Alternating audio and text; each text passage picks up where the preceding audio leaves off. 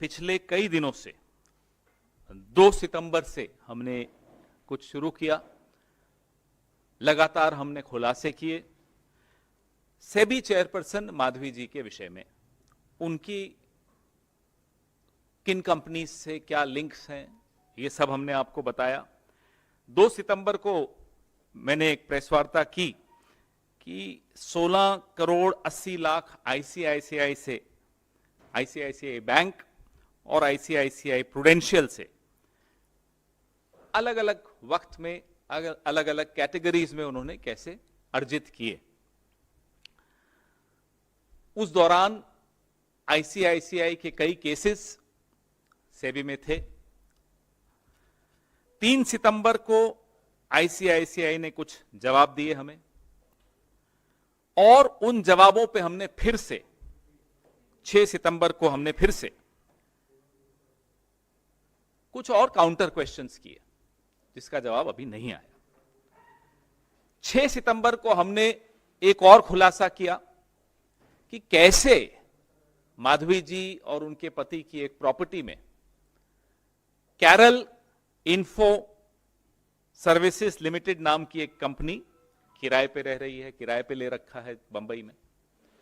और ये कैरल जो कंपनी है ये वोकार्ड की ही कंपनी है। वोकार्ड के भी कुछ फाइलें सेबी में गई हुई हैं, केसेस सेबी डील कर रही थी। 10 सितंबर को हमने एक और खुलासा किया। ये मैं थोड़ा रिकैप कर रहा हूं, I am just recapping everything so that your memory is refreshed and then I come to today's allegations. 10 सितंबर को हमने एक और खुलासा किया कि माधवी जी ने सार्वजनिक तौर पे कहा कि Aghora advisory private limited dormant हो गई थी जब से वो सेबी में आई। वो गलत बयानी थी, वो झूठ था। ना केवल अघोरा लगातार उसके बाद भी कंसल्टेंसी सर्विसेज दे रही थी, बड़े बड़े कॉर्पोरेट्स को दे रही थी, बड़ी बड़ी कंपनीज को दे रही थी, ऐसी कंपनीज को दे रही थी जो सेबी से भी, जिनका केसेस सेबी में खुले हुए थे। ना केवल ये, बल्कि माधवी जी अघोरा एडवाइजरी प्राइवेट लिमिटेड की 99% शेयर होल्डर थी। ये हमने आपको 10 तारीख को बताया। इस दौरान Mahindra and Mahindra, doctor Reddy's laboratories, Pidilite, इन सब ने हमें छोटा छोटा जवाब दिया। उन्होंने ये अपने जवाब में ये स्वीकार किया कि उन्होंने अघोरा को पेमेंट्स दी हैं कंसल्टेंसी की एवज में। यही बात हम खुलासा करके सामने लाए थे, तो उन्होंने ये कंफर्म किया है। क्योंकि ये पेमेंट्स जो माधवी जी के पति की कंपनी, वैसे तो माधवी जी 99% शेयर होल्डर हैं, लेकिन जॉइंट कंपनी को जो कंसल्टेंसी की मार्फत ये पेमेंट्स आई हैं, वो section 5 code on conflict of interest of members of board 2008 की अवहेलना करता है, उसको वायलेट करता है। यही हमारा पॉइंट था, यह साबित हुआ। इसके बाद महिंद्रा ने अभी तक जवाब नहीं दिया इस बात का कि जो धवल बुच साहब को पर्सनली भी एक सैलरी गई और उनकी कंसल्टेंसी कंपनी अघोरा को भी पैसा दिया, इसके बारे में कोई स्पष्टीकरण महिंद्रा एंड महिंद्रा ने अभी तक नहीं दिया। क्या महिंद्रा एंड महिंद्रा को नहीं पता था कि धवल जी की पत्नी सेबी में है? केवाईसी नहीं हुआ था क्या? हम सबको तो अकाउंट खोलने में केवाईसी होता है, क्या इन्हें मालूम नहीं था क्या? आप धवल बुच साहब को पर्सनली भी पैसा दे रहे हो, उनकी कंपनी को भी पैसा दे रहे हो। 4.78 करोड़ पर्सनली दिया, 4 करोड़ 78 लाख और 2 करोड़ 59 लाख अघोरा एडवाइजरी को दिया, तथाकथित डॉर्मेंट कंपनी को दिया। So called dormant company got this money from companies which SEBI was adjudicating. This is our point. अब जवाब में आप, माधवी जी ने भी कोई जवाब दिए, मैं देख रहा था। जवाब में आप कहें कि साहब हमारी ये क्वालिफिकेशन है, आप बोले पवन जी आपने ये क्यों किया, सवाल आप मुझसे पूछें तो क्या मैं अपनी डिग्रियां गिनाऊंगा? मैं आपको जवाब दूंगा कि मैंने ये गलत किया, सही किया, जो भी किया। आप डिग्रीज का, हम आपकी बहुत कदर करते हैं। I am sure you are good at what you do, हमें आपसे कोई आपत्ति नहीं है, ना आपसे कोई पर्सनल कोई दुश्मनी है, लेकिन The question is to SEBI. The question is to the chairperson SEBI, the office of chairperson SEBI. Any conflict of interest in SEBI, in that institution of SEBI, has a direct bearing on the crores and crores of people who invest in stock market. हमारे सवाल सेबी की chairperson की कुर्सी से हैं, इस संस्था से हैं, क्योंकि कोई भी हितों का टकराव जब होता है तो उसका खामियाजा, उसकी कीमत करोड़ों उन लोगों को, मिडिल क्लास के उन लोगों को चुकानी पड़ती है जो शेयर मार्केट में निवेश करते हैं।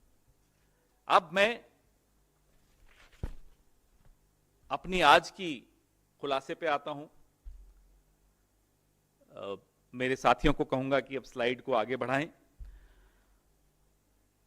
पहला खुलासा तो ये कि 2017 से 23 के बीच में माधवी जी होल टाइम मेंबर और उसके बाद सेबी की चेयरपर्सन की हैसियत से, तभी बन चुकी थी होल टाइम मेंबर 17 में, लिस्टेड सिक्योरिटीज में ट्रेडिंग कर रही थी। आप टेबल दिखाइए, ये टेबल है 17-18 का टेबल आपके सामने है।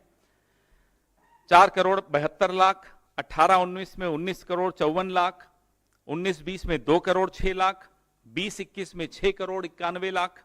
ये आपके सामने है। टोटल 36 करोड़ 96 लाख, लगभग 37 करोड़ की इन्होंने ट्रेडिंग लिस्टेड सिक्योरिटीज में की है। आप कहेंगे तो क्या हुआ? तो उसका जवाब यह है कि ये भी सेक्शन 6, ये सेक्शन 6 इसमें है, आपको मैं दे रहा हूं, of SEBI's code on conflict of interest for members की अवहेलना है। ये कॉन्फ्लिक्ट ऑफ इंटरेस्ट है, ये वायलेशन है, ये सीधे सीधे वायलेशन की कैटेगरी में आता है। आप अपने जवाब में लिखती हैं, मैंने बता दिया था, माफ कीजिएगा, मुझे याद है लेटरल एंट्री पहले हुई थी। दामोदरन नाम के एक अधिकारी थे, अफसर थे, 50 शेयर थे उनके पास एसबीआई के, उन्होंने वो लौटा दिए, वो बाहर कर दिए, फिर उन्होंने वो ऑफिस लिया। तो ये उदाहरण होता है। तो आप ये कह दें कि मैंने सूचित कर दिया, किसको किया किसको नहीं किया, उससे मायने नहीं रखता। फिर आप अपनी डिग्रीज बताएं, मायने नहीं रखती। पूरा सम्मान है आपकी डिग्रीज को, मेहनत की होगी आपने उन डिग्रीज को पाने के लिए। We are not questioning all that, we are questioning what were you doing, why were you lying when you said it was a dormant company, Agora was a dormant company. It was not dormant, it was getting consultancy. And the other lie yesterday I saw, we'll give you a detailed response in a few days on her response. The other lie we saw yesterday कि जब मैं अपना घर किराए पे दे रही थी, मुझे नहीं मालूम था कि वो कंपनी वोकार्ड से रिलेटेड। आप सेबी में हैं, आपको तो अपने ऑफिस को, एक पीए को, क्या पियोन को बोलना है कि जरा चेक करना गूगल पे ये कंपनी किसकी है। हमें मालूम पड़ गया, आपको मालूम पड़ने में देर हो गई। ये कैसे मान सकते हैं? फिर आप ही में से कुछ खुलासा किसी ने पिछले हफ्ते किया कि उस घर में कौन रहता था, वो कार्ड के अपनी वो जो फैमिली है उन्हीं के पास वो घर है। तो हमारे सवाल तो ये हैं। तो ये मैंने आपको बताया कि 17 से 23 के बीच में, वो टेबल फिर से एक बार दिखाइए, ये इनकी लिस्टेड सिक्योरिटीज में इन्होंने ये ट्रेडिंग की है। अब नंबर 2, 17 से 21 के बीच में माधवी जी के पास कुछ फॉरेन एसेट्स थे। हम पूछना चाहते हैं कि पहली बार आपने इन फॉरेन एसेट्स के बारे में सरकार की किस एजेंसी के सामने यह सूचना दी थी? When was the first time she declared these foreign assets to which agency of the government? ये हमारा बड़ा स्पष्ट सवाल है। और फिर से कह रहा हूं, आपकी डिग्रीज को हम रिस्पेक्ट करते हैं, तो डिग्रीज के अलावा का जवाब दीजिएगा। Is it true that Miss Madhavi P. Butch was actively involved in Agora Partners Pte. Singapore as she was the signatory in the bank account? आपने कहा आपका कोई मतलब नहीं था, लेकिन हम ये जानना चाहते हैं कि क्या माधवी जी अगोरा पार्टनर्स पीटीई सिंगापुर, अगोरा एडवाइजरी तो हिंदुस्तान की कंपनी है, अगोरा पार्टनर्स पीटीई सिंगापुर की कंपनी है, क्या आप उससे संबंधित थी? क्या आप उसके बैंक अकाउंट में हस्ताक्षर करता नहीं थी? weren't you a signatory to the bank account of Agora Partners PTE Singapore? बड़े स्पष्ट सवाल हैं। जो फंड्स विदेशों के जिसमें उन्होंने इन्वेस्टमेंट किया है, ये लिस्ट आपके सामने है। Vanguard total stock market ETF, ARK innovation ETF, global X या ग्लोबल 10 MSCI चाइना, रुक जाइए, China, consumer CHIQ, Invesco China, technology ETF। हम और आप मन में बड़े व्यथित होते हैं कि चाइना के प्रोडक्ट्स हिंदुस्तान में क्यों, अलीबाबा क्या कर रहे हैं, PM केयर में चाइना क्या पैसा क्यों आ रहा है, ये सब सवाल हम पूछते रहते हैं और प्रधानमंत्री भी हमें भाषण सबको देते रहते हैं। लेकिन ये बड़ा परेशान करने वाली बात है कि सेबी की चेयरपर्सन माधवी जी चाइनीज फंड्स में भी पैसा लगा रही हैं। प्रधानमंत्री की क्लीन चिट देते हैं चाइना को, हमें मालूम है, लेकिन सेबी की चेयरपर्सन चाइनीज फंड्स में भी इन्वेस्ट कर रही हैं, यह भी जानकारी हमने आपके से साझा की। सवाल हमारे प्रधानमंत्री से है,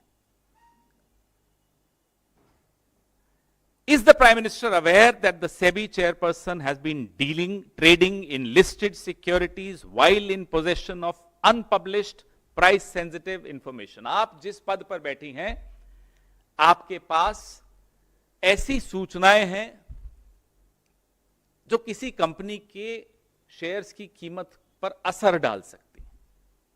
You have access to that price sensitive information of these companies. आप जहां बैठी हैं वहां she was trading in listed securities. ये प्रधानमंत्री से हम जानना चाहते हैं, क्या आपको ये जानकारी थी, है? नहीं है तो आप दे दी हमने। Is the Prime Minister aware that Ms. Madhavi P. Buch has made high value investments outside India? If yes, what is the date of these investments and the date of disclosures?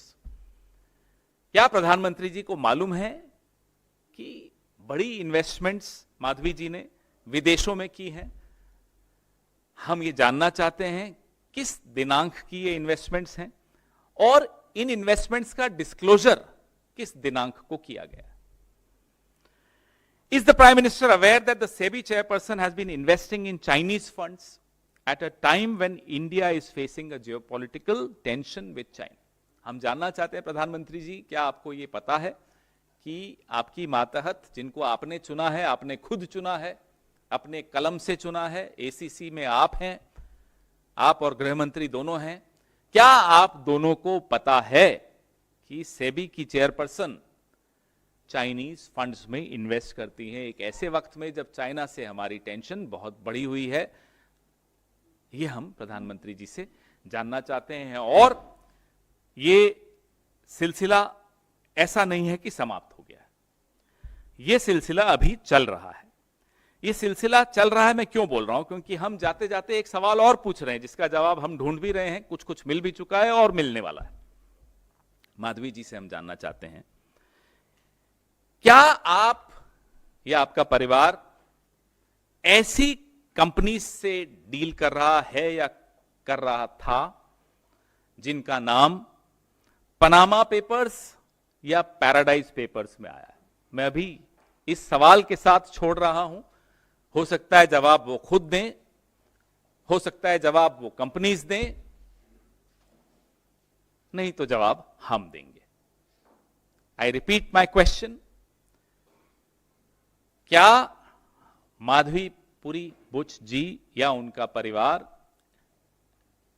ऐसी companies से deal कर रहा है या कर रहा था जिनका नाम पनामा पेपर्स या पैराडाइज पेपर्स में आया था, लीक हुआ था, वो जो लीक हुए थे ना ICIJ के पेपर्स? ये सवाल का जवाब की इंतजार हम करेंगे, नहीं तो हम लाएंगे। आपके सवाल।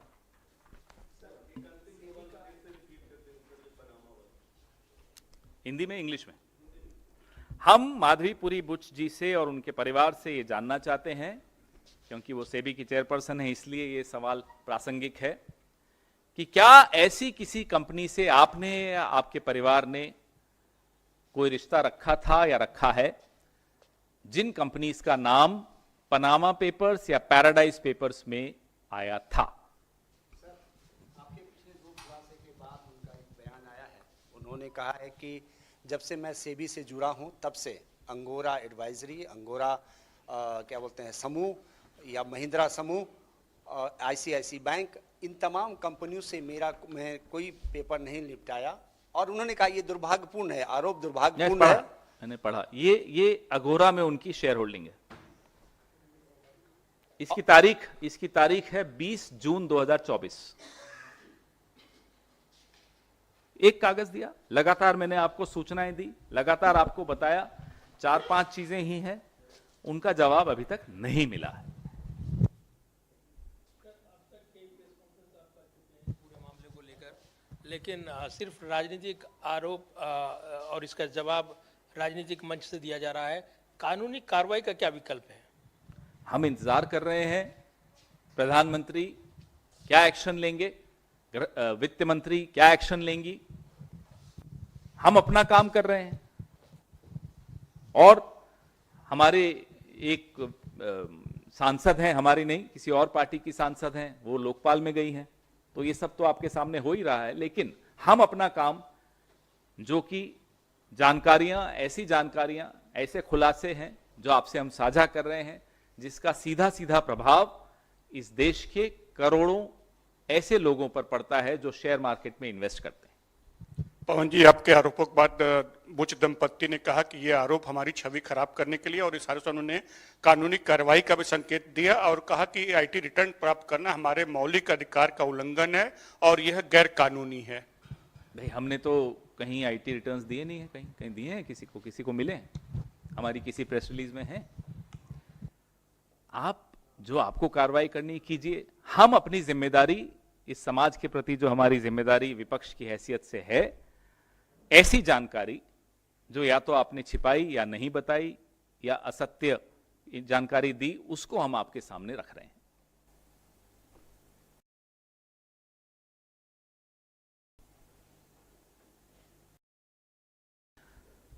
Can we show the Kerala Story जो अभी मैंने आपको दी थी? Can we show it to them? और कुछ इसी विषय में, और उसका डिटेल रिस्पांस भी हम दे रहे हैं, जो आप लोगों ने उनके काउंटर पे जो आपने हमें पूछा था उसका भी हम जवाब दे रहे हैं। हालांकि उसमें ज्यादा है नहीं, उन्होंने वही जवाब दिए जो बाकी कंपनीज ने दिए हैं, उसी को दोहराया है। कुछ अपनी डिग्रीज के बारे में बोला है। हाँ, ये वाला दिखाइए।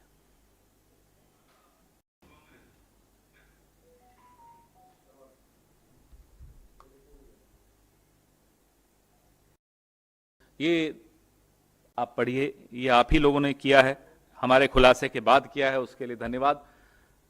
कुछ पत्रकार शायद इस प्रॉपर्टी पे पहुंचे जो किराए पे दी गई है, और ये कंफर्म हुआ कि उसमें ये लोग रह रहे हैं। ये जानकारी आपके लिए भी साझा करना मेरे लिए जरूरी था। तो खोजी पत्रकारिता फिर से जीवित हुई है। धन्यवाद, थैंक यू।